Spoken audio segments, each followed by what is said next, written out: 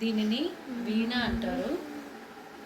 వీణ అనేది మన పురాణ మరియు అథర్వణ వేదం, ఋగ్వేదం, నాట్యశాస్త్రాల వంటి వేద సాహిత్యాలతో కూడి ఉన్న పురాతన వాయిద్యం.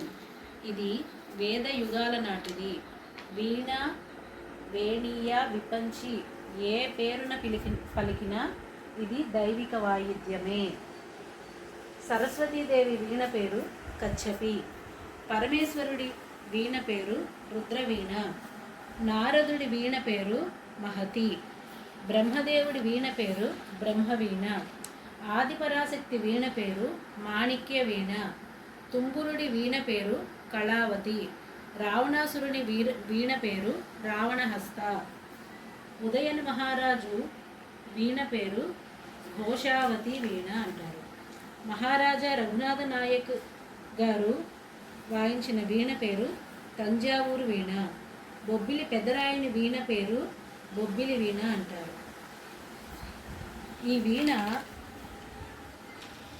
రుద్రవీణ, చిత్రవీణ, విచిత్ర వీణలు, ఏకాంత వీణలు అని చెప్పి 4 రకాలుగా ఉన్నాయి. వీణావాదన తత్వజ్ఞః శృతిజాతి విశారదః తాళజ్ఞశ్చ అప్రయాసేన మోక్ష మార్గం నిగచ్చతి అనేది యజ్ఞవల్కుడి మాట.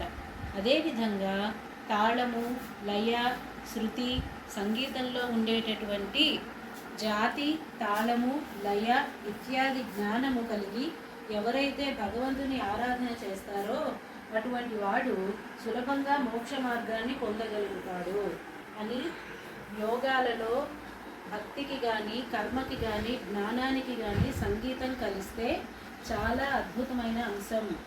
అదే త్యాగరాజస్వామి దృష్టిలో సంగీతం ఒక యోగము. సంగీతము అంటే ఏమిటో తన కీర్తనల ద్వారా చెప్పిన ఒకే ఒక వాగ్గేయకారుడు త్యాగరాజస్వామి మాత్రమే. ఇప్పుడు నేను వీణ యొక్క భాగాల్ని చూపిస్తున్నాను. ఈ భాగాన్ని యాళి అంటారు, వీటిని బిరడాలు అంటారు, వీటిని తీగలు అంటారు. వాయిద్యానికి సరిపడా తీగలు అన్నమాట. వీటిని తాళం తీగలు అంటారు. ఈ తాళం తీగలు బిరడాలతో కూడి మనము శృతి చేసుకోవడానికి అవకాశం కల్పించారు. దీనిని బ్రిడ్జి అంటారు. ఇది మొత్తం పనసకర్రతోటి తయారు చేసిబడి ఉన్నదనమాట. ఇక్కడి నుంచి మనకి నాదం రావడం జరుగుతూ ఉంటుంది. దీనిని పనసకర్రతో చేసేవాళ్ళు సొరకాయ బుర్ర అని కూడా అంటారు దీన్ని. ఇప్పుడు ఫైబర్తో వస్తుందన్నమాట. ఇప్పుడు మీ అందరి కోసం ఒక చిన్న గీతం వాయిస్తాను. ఇప్పుడు నేను మీ అందరి కోసం లింగాష్టకంలోని 2 స్టాంజాస్ వాయిస్తున్నాను.